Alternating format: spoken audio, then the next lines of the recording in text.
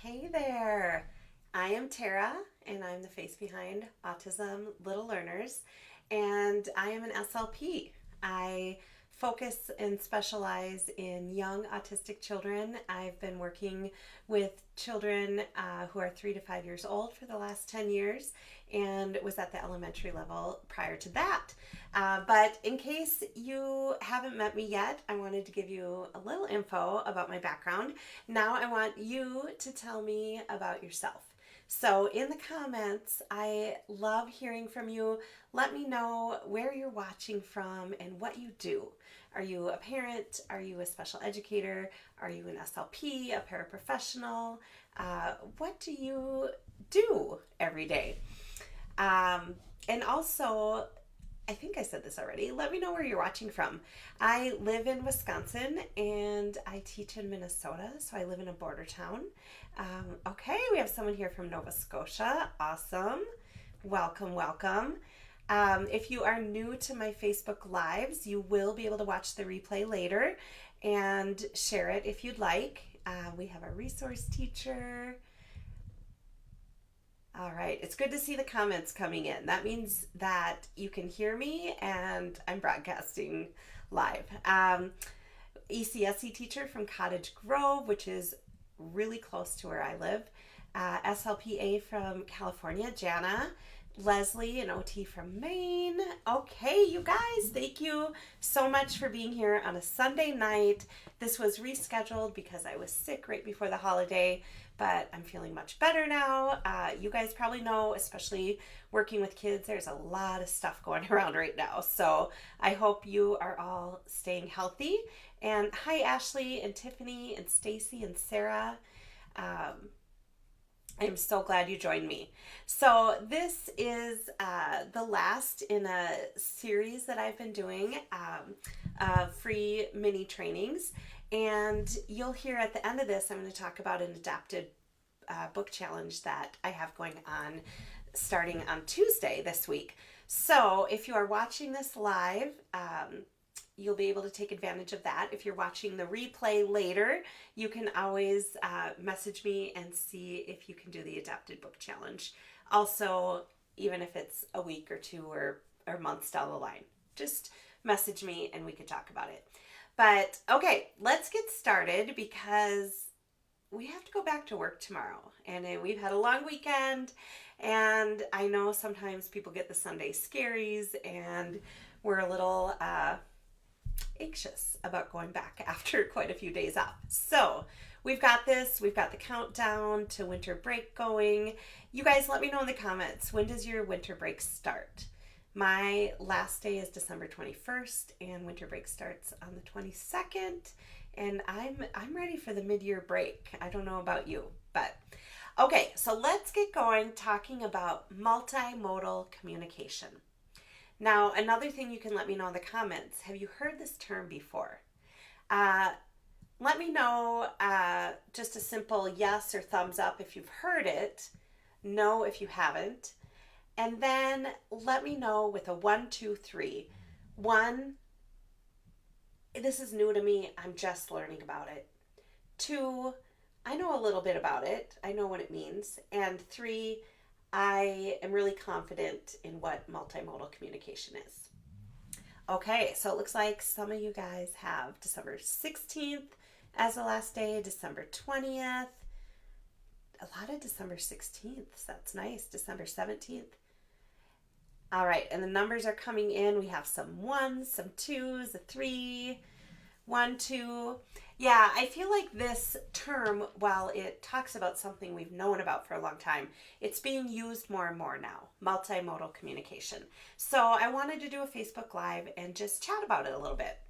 All right, so this graphic is from the AAC coach. I will reference her at the end of this mini training, but if you want this graphic, now is a good time to do a little screenshot. All right, do a screenshot and you can keep that for yourself. But I like how she put this together, saying multimodal communication. We value all forms of communication, right? We're not just going to accept what is said with a textbook or verbal, we're going to respect and value all forms of communication. So it could be a robust AAC system, a picture book like PECS. It could be handwriting, gestures, texting, sign language, facial expressions, body language, typing, mid-tech devices, and speech and vocalizations. So she says, respect how your learner chooses to communicate and acknowledge what they have expressed and model the mode you want to teach. And that's a big thing. It gives us more permission to model what we want them to learn. So multimodal communication can be defined as different ways that we all communicate with each other. And just like that graphic, it could be verbal speech, it could be gestures, facial expressions. We all communicate through all of these different ways. You know, sometimes if we're talking with our friends, you can give a look, right? And that's communicating something. And you don't even have to say verbal words with it. It's just a look can communicate a lot. And so that is part of multimodal communication. Facial expressions, writing, sign language, communication devices, and more. All right. It looks like we have some spam comments coming in, so just ignore those and I will get rid of them when we're done here. So studies show that when multiple modes of communication are used, there are a reduced number of communication breakdowns, right? So you think of a child that tries to say something and then they maybe use a gesture instead. And the gesture conveys what they're wanting to communicate, right? So if they're able to reduce the number of those communication breakdowns that are really frustrating by pulling in another mode of communication, that's really, really going to help with that frustration level. When we acknowledge and honor all types of communication attempts, the child will be less stressed. And so if you're not able to honor the communication, just at least acknowledging it, right? That is going to be really helpful. Once we know all the ways each individual student communicates, then we can begin to honor as much of that as possible. And especially at the beginning when they're new communicators, and I'll give you some examples. So if a student is new to your classroom and let's say you don't know all the ways they communicate yet, or maybe they're not verbally using words yet, they don't have a reliable communication system yet, but they're pushing away an activity. I think our instinct is to push them into trying it, but they're communicating with us, right? So how many times, you guys tell me in the comments, how many times have you seen a student that maybe you bring out an activity and they push it away? And so they're clearly communicating no, right? I don't want to do that. And you're left with the dilemma of like, what do I do then? So at the beginning of the year especially, I focus so much time on building positive relationships. And if the child is pushing away an activity and I'm forcing them or trying to persuade them to do it, I am it's not going to help with the positive relationship, right? And so setting aside our agenda, at least for the time being, and really honoring that communication attempt can help you build a positive relationship. So in the comments, tell me yes, if you kind of get that, but you feel like in this dilemma, right? Of, well, do I just let them do nothing then, right? And at first, maybe, like if your biggest goal is communication, and I'll give some more examples of this.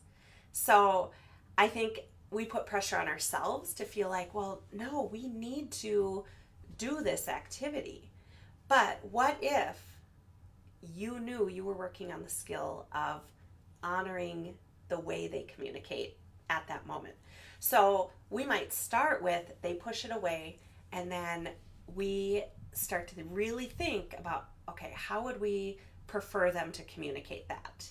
With a push, or would we prefer them to use a picture? So we might show them model, oh, all done. You want to be all done. And at first, we might just honor that and be all done, right? So, what are the chances they're going to use that maybe more clear mode of communicating, like the all done picture that more people could understand and it's a little more effective? That could be our goal. The odds are higher that they're going to use that if we honor it, right? So, if we don't honor it and we try to push through it, what's going to happen? The behaviors could escalate, right? Because they clearly pushed away and showed us, I don't want to do this. So that's when we have to put our thinking cap on. Okay, I'm going to honor this. I'm going to pull out something else that maybe we could do instead. Stacy said maybe try to give 2 task options. Yeah, I love that. So this is where, as you're getting to know students, don't think of it as you're giving in when you're honoring that, but think of it as, okay, I'm going to brainstorm and try to figure out an activity that they would like better, or eventually trying to teach some of that delayed gratification or perseverance and that kind of thing, like first then, that kind of stuff. But at first, we want to preserve the relationship and we want to honor. We want them to communicate with us, even if it's a simple pushing something away. That's a lot better than a big behavior escalated that you might get if you don't honor that communication. So, because I'm a speech language pathologist, I think I'm leaning heavily on the communication side of it. But I don't know about you guys, but when I have parents come in and their kids aren't able to effectively communicate with others, that is the biggest priority on their list, right? Their biggest priority is not always like, oh, I want them to be able to sort colors. I want them to be able to count. They want them to be able to communicate effectively with other people. And Lindsay said, remember that kids are craving a little bit of control. So that kind of goes with what Stacy said, like giving options is a great way to get around this. Dana said, I try to change the task. Yes. Like, how simple is that to acknowledge, like, oh, you don't want to do this. You want all done. Okay, let's do this. Or, pull out something else. So I kind of keep talking on that same line of thinking, but it really is important, at least in my eyes. And I think with the neurodiversity movement, everything is moving more in that direction versus a behavioral only type of approach. So it doesn't mean that we never push them through and never teach them how to persevere. But it means right now we're putting communication first. Communication and relationship as much as possible. Doesn't mean we never say no, or there's certain things that we have to, follow their protests on. But we really need to choose wisely so that we can honor the communication and preserve the relationship. Oh, Daniel, thank you. He said, I couldn't agree more. Good. I'm so happy that there's so many and it takes the pressure off of us, right? You know the kids that when they push something away, if you keep pushing it, the behavior's going to escalate. Who wants that? If people are saying you're giving in, you can say, we're working on communication skills. And this is priority and trumps almost anything else. We want our students to communicate with us, right? So let's do what we can to make sure that those attempts continue to happen and they don't escalate into behaviors because we're honoring it. So it's imperative for us, those of us who are educators, to ask parents about the ways their child communicates, especially when the kids are new to us in our classroom. I get 3-year-olds. My class this year was mostly beginning 3-year-olds that just came from birth to 3, and it's their first time in a group, in a classroom, in the school setting. So it's really important to get information from parents about how their child communicates. So do they take the parent's hand and lead them to what they want? Do they cry? What does it mean when they cry or have a tantrum? What are they communicating when they're doing that? These insights are so important for us and everyone in the classroom to be aware of. Suzanne, relationship and connection first. Yes. Amen. Yes. That honors students where they're at and builds trust. That is absolutely 100% it. That relationship and connection and honoring where they're at builds trust.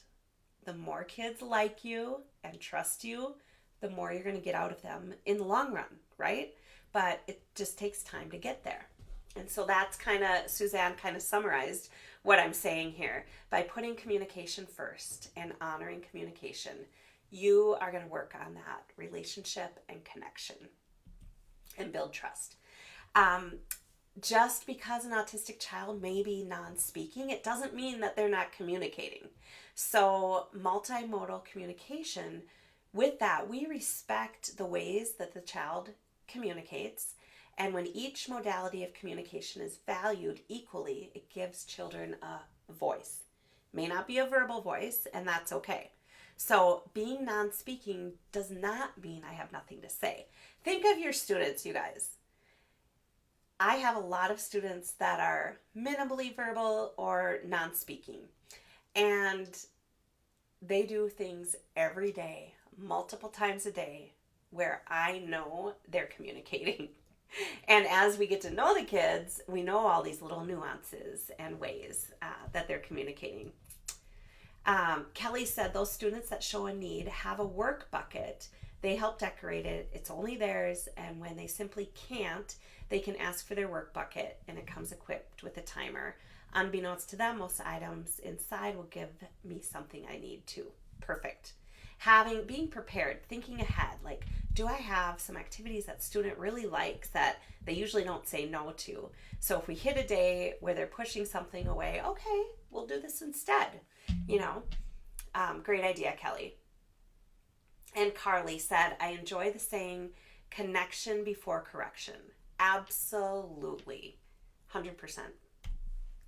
As educators, we want to be careful about insisting on only one mode of communication, too. It's okay to model these other modes of communication, but accepting one specific mode only is not recommended. I think back to, using PECS, and I'm not against using PECS if you're using it in kind of a flexible way, not forcing things hand over hand, that kind of thing.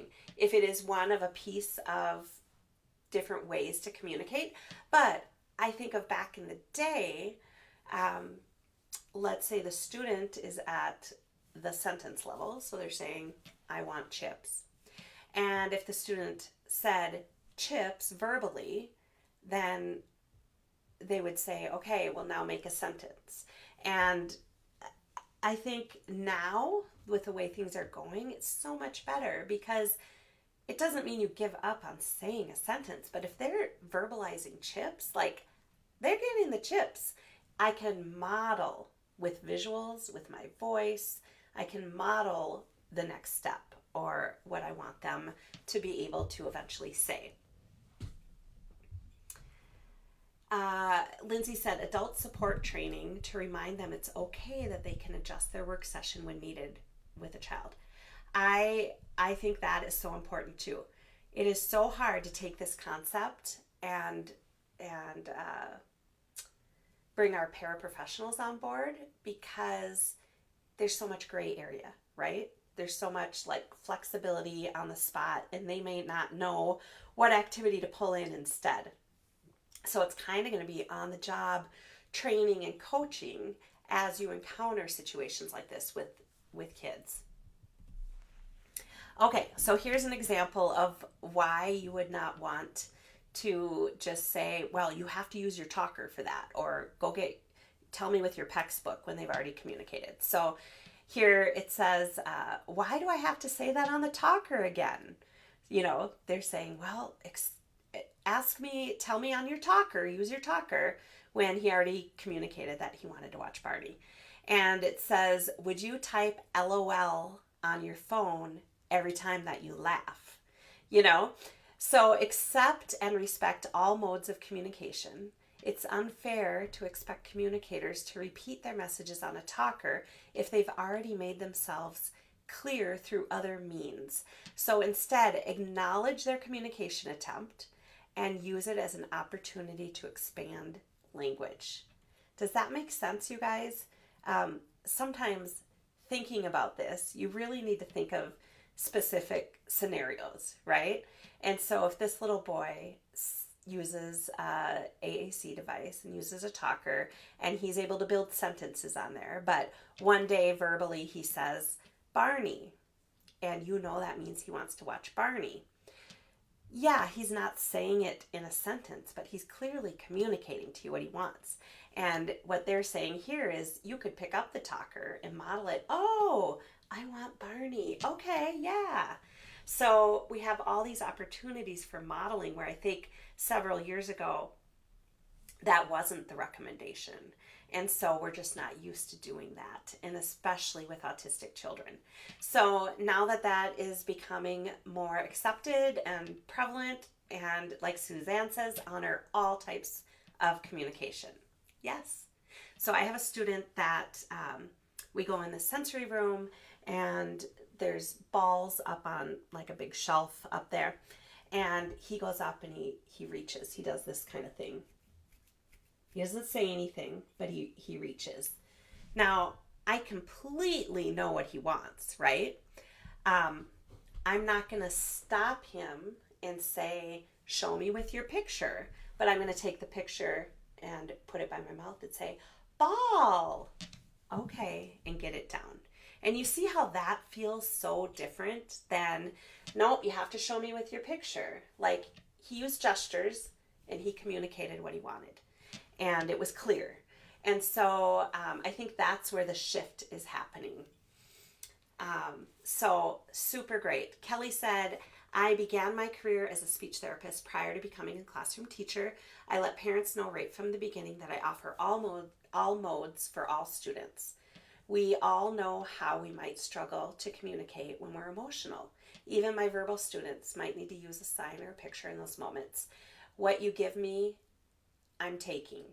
Then move on from there with modeling and supports. You guys, you are so on tonight.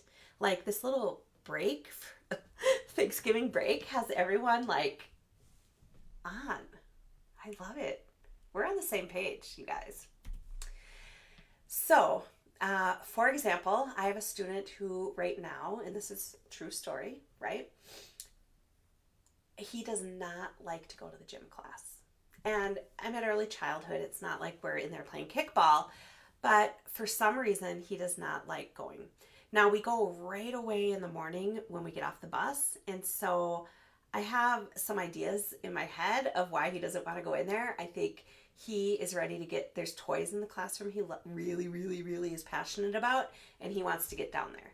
And so we will walk by the gym, and I'll show him a picture on the way, try to prep him, a little visual schedule. Okay, gym class, we're going to the gym. And he says, all done. And he pushes it away. Okay, you guys, don't have to be a rocket scientist, do you, to know what he's communicating to me?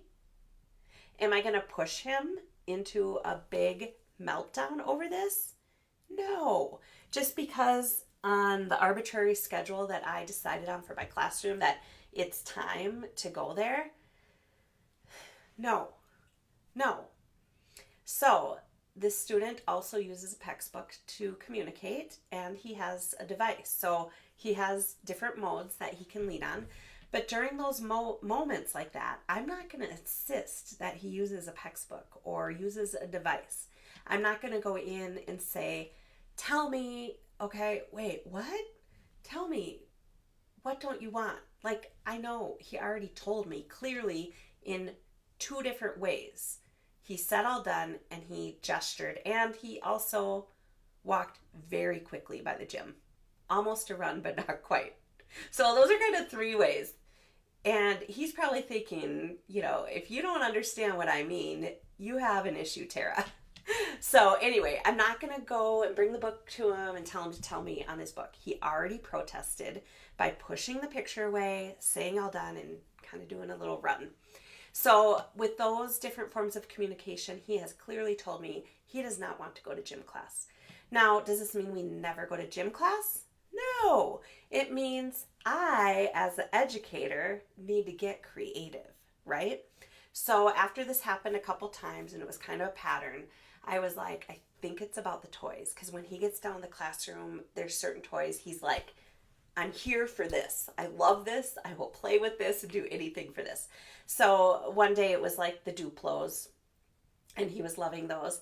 So I met him at the door with the Duplos, and I said, gym class, we can play Duplos in gym class. We'll play with the Legos. And he came right into gym with me. I did not make him go do any of the large motor activities. We just sat, played with these Duplos, and had a good time, and ended up having like a really good impromptu speech session because we were on the floor playing with these, and he loves the song Hickory Dickory Dock. And I built a tower, and I said, oh, this is the clock. And then he took the little dog, the Lego dog, and he said, monkey. And I was like, oh my gosh, I know what he's saying. He is pretending this dog is the monkey, which in itself is an awesome skill. And a monkey is one of the characters in the song. So Hickory Dickory Dock, the monkey goes up the clock. And we did that over and over with a variety of different pretend animals. And he was so happy, like the smile on his face. And we were in the gym. And so doing things like that to really accommodate and make modifications for a student. But when a child's protesting, I encourage you, myself, everyone else to put on a creative thinking cap and say, okay, I'm pushing my agenda because, we're in school. We need to learn how to follow a schedule. However, we also need to teach kids how to advocate for themselves and also to make them comfortable in situations like gym class that are maybe not their favorite thing. And so I started with this activity. Have you guys had moments like that too, where you've had to really think outside the box on how to maybe not say, okay, well, we'll just abandon gym class forever, right? Linda said, many days the art of teaching is finding the best ways to incorporate the preferred tasks and non-preferred. Yeah, making kids comfortable, keeping that trust. So that's where accepting all forms of communication can really help us in the long run instead of going head to head, having power struggles. When kids, like in this example, are clearly communicating, we say, well, they can't communicate. Clearly communicating, right? Robin says, what about when they're protesting the bathroom and they're not a self-initiating bathroom request? Yeah, bathroom is really hard for a number of reasons. So you have the sensory aspect, right? It's loud. It's the sitting on a toilet can be really difficult and scary.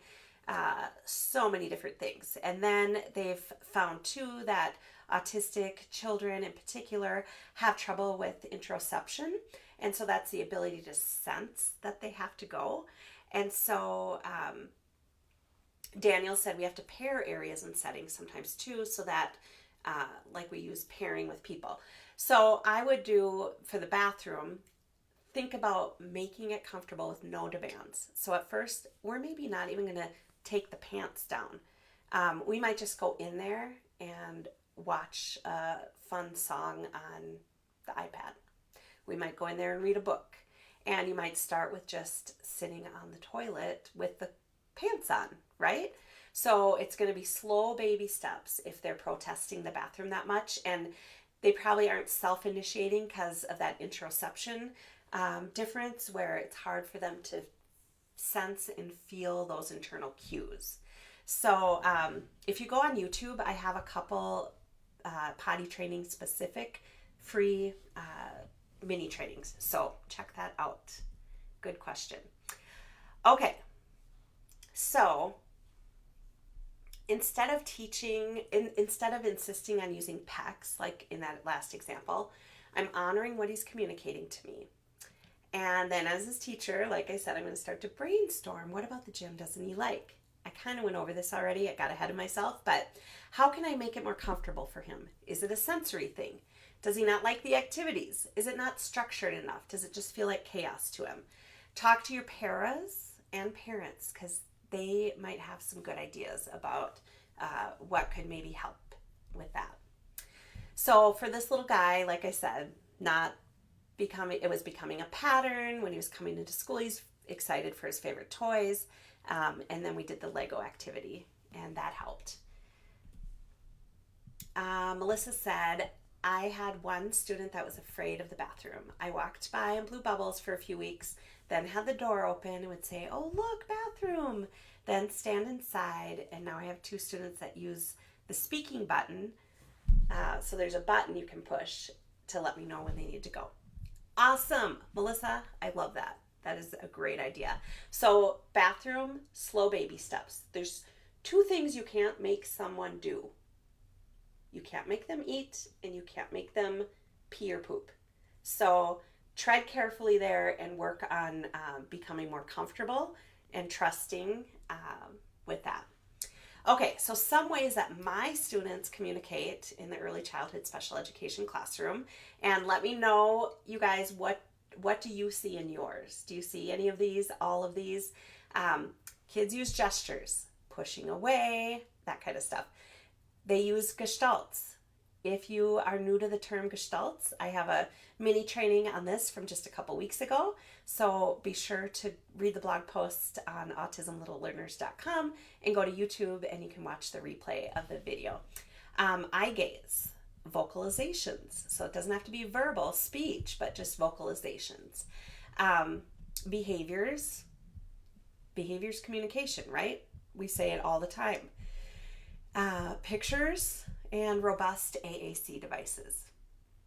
So I loved this quote from David Niemeyer, that might be how you pronounce it, and Amanda Hartman of Assistive Wear. And it's so perfect when it comes to multimodal communication. Remember that communication is the goal, the method is secondary. So I would say we would all think that is true. We want kids to communicate with us somehow, some way. It doesn't matter the method, right? We can make this more effective, more efficient for them over time, but we have to start somewhere. And so the method doesn't matter at first, as long as they're communicating with us. So to end this, I have 3 tips for encouraging this multimodal communication in young autistic children. And this is nothing new. It's what we've talked about, basically. Kind of a recap. So tip number 1, accept and model. So after a child's communicated something, like pushing away materials, don't put their device or communication book in front of them and say, tell me with your talker or tell me with your book. Instead, accept their communication, and you can model another way to communicate that message using their device or book. The key difference is we're not insisting they're using the AAC when they've already communicated. We're acknowledging it and we're modeling it in another way. So here, this might be hard for you to see, but it says, for example, a communicator points toward pancakes and asks for more during breakfast, So he points. He has initiated communication through pointing. We would then maybe model the word more on the AAC device and say, oh, maybe you want more. You can encourage the communicator to tap more on the AAC system through an expectant pause, like, oh, you want more. And then you keep going, right? And you can acknowledge and respond to their pointing attempt. Oh, I think you want more. And then press it, more. So this one is just kind of recapping what we've already talked about. Tip number 2, model functions. So keep modeling the use of AAC for different communication functions. Don't make it just for requesting, I want, right? So we want to model protesting, requesting, commenting, directing, asking for information throughout the day. Much easier to do this on a robust AAC device versus just pictures in a book, but just be thinking of that throughout the day. And number 3, we've all talked about this tonight already, and you guys have had such great comments and feedback, but respect. So let's respect and accept the different modes of communication that your autistic students use. And it might take baby steps for us to get there too, but let's take action. Let's say this week we're really going to check ourselves, and we're going to say, I'm going to be more accepting of different ways that my students are communicating with me. Okay, so where can you learn more? The AAC Coach, if you look that up on Facebook or Google it, you'll find their page. They have tons of awesome graphics and information. And then Rachel, I don't know if it's Modal or Modal, you can find her at these two. Her handle is Rachel Modal SLP on Instagram, and then rachelmadel.com. And she has a course on AAC. So a couple places for you to look. And I don't know if you guys have heard, but I've been talking all over social media because I am hosting an adapted book challenge starting next week. And I have my adapted books here. Hold on, let me get one for you. I'm so excited because I have books like this with the adapted pieces inside, and I have been using adapted books so much more in the last 2 years, and I'm passionate about them, and that's why I developed this challenge so that you guys can come get some free goodies. So let me know if you're coming already with a yes or a heck yes.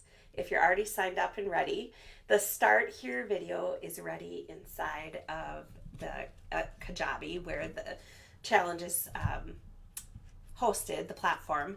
It's ready there, so you can go look at that. If you haven't joined yet, autismlittleLearners.com/challenge, and it's a video series that starts on Tuesday. You'll get an email reminder, and you'll be able to go in for 5 days. I'll have tips and a pre-recorded video that you can watch when it works for you, and then all the pieces for 5 different books. And guess what? I added a bonus with 2 more books. So the full list of books is in the Start Here if you go and watch that Start Here video. Let me know if you have any questions, but I'm super excited to share a bunch of tips and give you guys, I know you're action takers and you're going to take this and run with it. As this week unfolds with the challenge, you can, as you get books done, post them inside the Visual Supports Facebook group, and you will be entered to win prizes. So I'm going to be giving away adapted book resources and bundles and a laminator and Velcro and all sorts of things. So join me in the challenge. I'm super excited. All right, I think that's all for tonight, but thank you for being so thoughtful in your discussion tonight. It really was, it just made my night, makes me excited for the week to come. So I will see you inside the Adapted Book Challenge, and I hope that your Monday after break is good and peaceful and zen. Probably won't be, but I mean, not zen. Let's face it, it's the Monday after a long weekend. But we got this, right? We can do it. All right. Have a good week, and I'll see you soon. Bye-bye.